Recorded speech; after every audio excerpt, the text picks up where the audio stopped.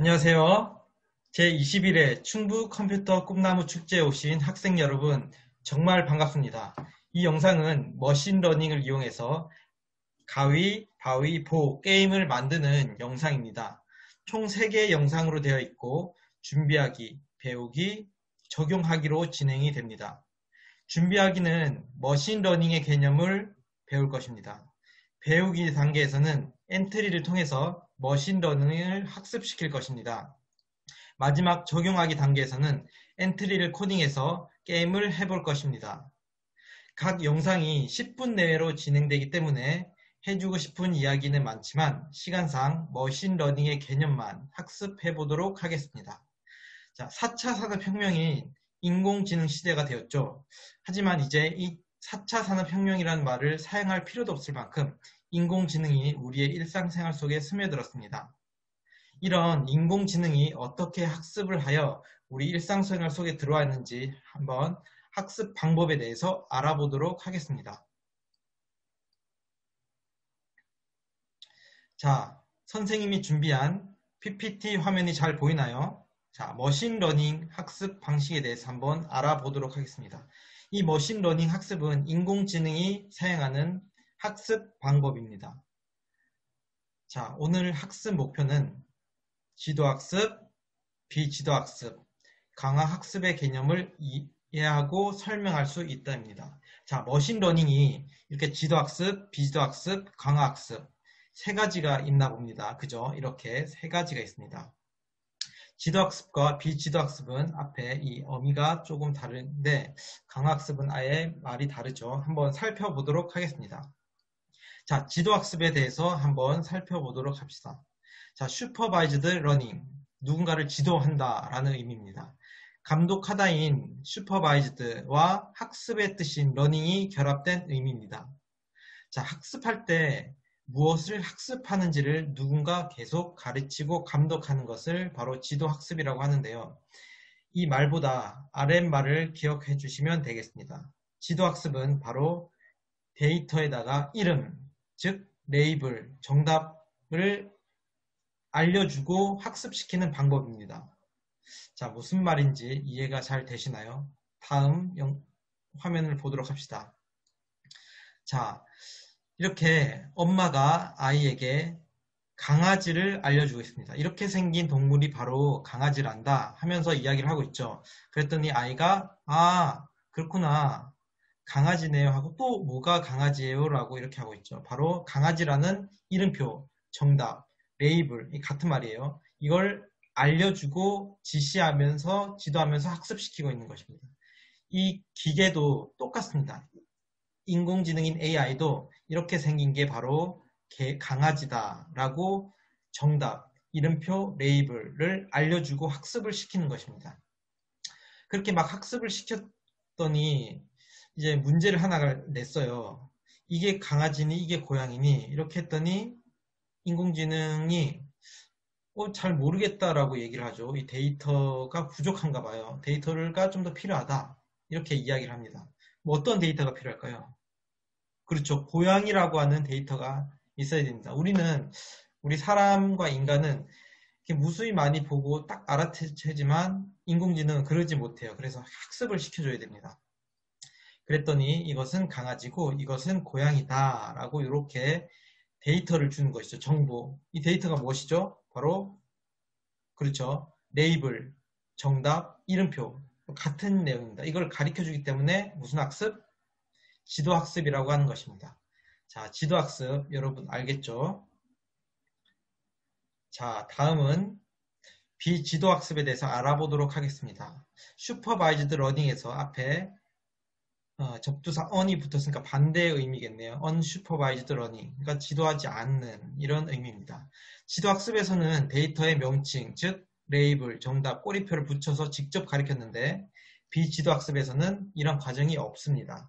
자, 인공지능이 여러 사진을 비교해서 스스로 학습을 나누고 인공지능이 2개의 종류 형태로 나누겠다는 목표가 있으면 높은 확률로 강아지는 강아지대로, 고양이는 고양이대로 구분하는 게 비지도학습입니다. 말이 약간 어려운데요.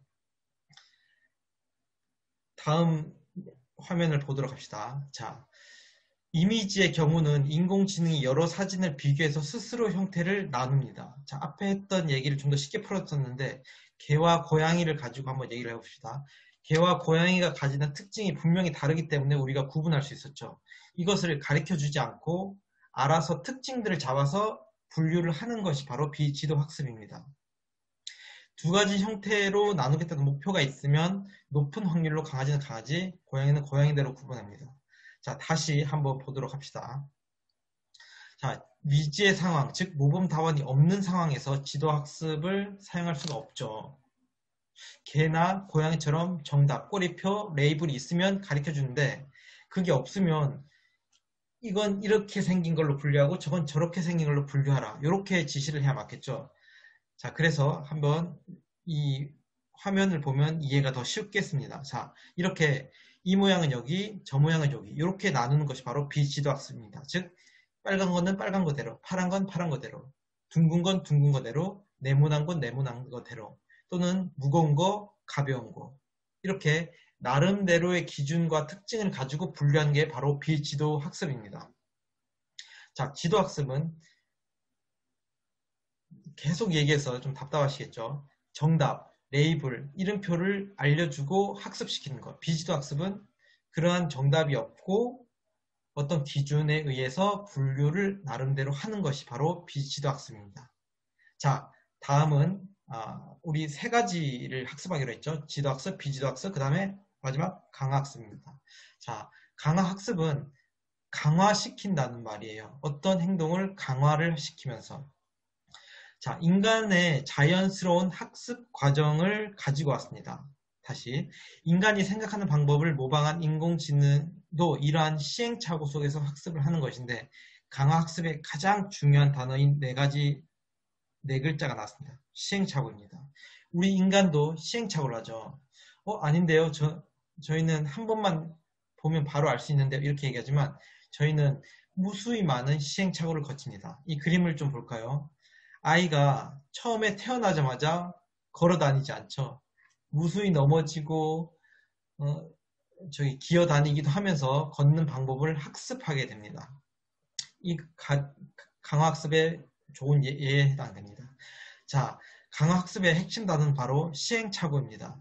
또 강화학습은 달성하고자 하는 목표가 있을 때 그 목표를 달성하는 쪽으로 보상이 이루어지기 때문에 학습을 하는 것인데 인간에게 비유를 해본다면 이렇게 했을 때 바로 칭찬이나 또는 맛있는 간식, 어떤 경우는 또 돈을 받기도 하면서 이러한 보상, 우리의 행동을 계속 강화시켜 하는 방향으로 이끈다고 해서 강화학습입니다. 인공지능 역시도 어떤 높은 보상이 주어진다면 그쪽으로 학습을 하게 되는데 여러 번 틀리는 시행착오를 겪겠죠. 자, 강화학습을 아직도 이해가 안 가신다면 예를 한번 살펴보도록 합시다. 자, 바로 벽돌 깨기 게임. 벽돌 깨기가 아니라 어떤 게임만 가지고 본다면 우리가 게임을 했을 때 어떤 높은 점수를 받게 되잖아요. 이 인공지능도 어떤 게임을 할 때 계속 실패를 하지만 이렇게 하니까 점수가 높네. 이런 쪽으로 계속 무한 반복 돌리는 것입니다. 게임에서 승리하는 것을 규칙으로 여러 번의 시행착오를 거치도록 해서 계속 훈련시키는 거예요.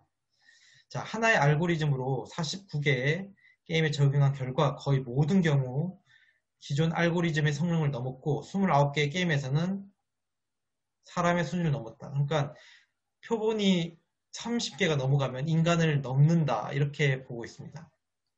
자, 알파고라고 하는 바둑 게임이 좀 유명하죠. 저희 우리나라 이세돌 구단과 알파고가 바둑 게임을 했는데 많은 학자와 또는 언론에서 당연히 인간이 이길 것이다 이렇게 전망을 했지만 그 예상을 뒤집고 알파고가 압승을 하였습니다. 그 다음에서도 바둑기사 중국의 커제 선수와 이 알파고가 붙었는데 이번에는 아예 상대가 되지 않게 알파고가 승리를 하였습니다. 이렇게 알파고는 처음에는 잘 못했지만 계속 여러 바둑 기사들과 게임을 하고 지면서 어떻게 하면 점수가 높아지는지 강화되는지를 학습하면서 무한히 반복하면서 게임을 하였던 것입니다. 이 알파고가 이세돌 커제와 계속 게임을 하면서도 학습을 하고 있었던 것입니다. 이렇게 인간과 기계가 굉장히 다르죠. 기계는 피로함을 느끼지 않기 때문에 무한히 반복해서 학습을 할 수 있는 것입니다. 자, 이것도 보시죠. 도사님, 누구? 어떻게 하면 게임을 잘할 수 있을까요? 간단해, 많이 해보거라. 이렇게 얘기를 합니다.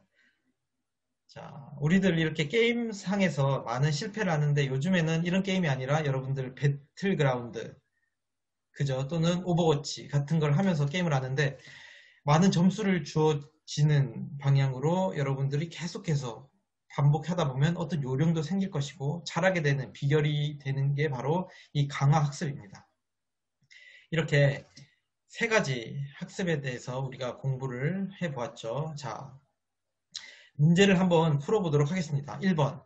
학습할 때 무엇을 학습하든지를 누군가 계속 정답, 레이블을 가르쳐주고 감독하는 방법을 무엇이라고 하나요? 아, 그렇죠. 정답이 여기까지 들리네요. 지도학습입니다. 자, 다음은 이 지도학습에서 데이터의 명칭, 즉 레이블을 붙여 직접 가르치며 학습을 시켰지만 이런 과정이 없는 학습을 무엇이라고 하나요? 아, 그렇죠. 네, 선생님이 여기 정답을 여기다 넣어놨는데 그렇죠. 비지도학습입니다. 지도학습에서는 정답을 가르쳐주지만 비지도학습에서는 정답을 가르쳐주지 않고 그 특징으로 분류를 할 수 있게 학습하는 방식입니다. 자, 마지막 3번. 인간이 생각하는 방법을 모방한 인공지능도 이러한 시행착오 속에서 학습하는 방법. 자, 시행착오 하면 뭐죠? 그렇죠. 강화학습입니다. 자, 오늘 배운 내용이 이렇게 세 가지였죠. 학습 목표가 지도학습, 비지도학습, 강화학습에 대해서 이해하고 설명할 수 있다입니다. 자, 지도학습은 무엇이죠? 자, 학습할 때 무엇을 학습하든지를 누군가 계속 가르치고 감독, 데이터의 레이블, 정답, 이름표를 알려주는 것입니다. 자, 비지도학습은 그렇죠. 이러한 레이블이 없습니다. 여러 사진을 비교하며 스스로 형태를 나누고 인공지능이 두 가지 종류로 형태를 나누겠다는 목표가 있다면 높은 확률로 강아지는 강아지, 고양이는 고양이대로 구분을 하는 것입니다. 자, 마지막 강학습은 그렇죠. 시행착오. 자, 이렇게 시행착오, 달성하고자 하는 목표와 그 목표를 달성하기 위해 보상이 필요하다는 것이 바로 강화학습이었습니다. 자, 이렇게 인공지능의 머신러닝에 대해서 학습을 하였습니다. 자, 이상입니다.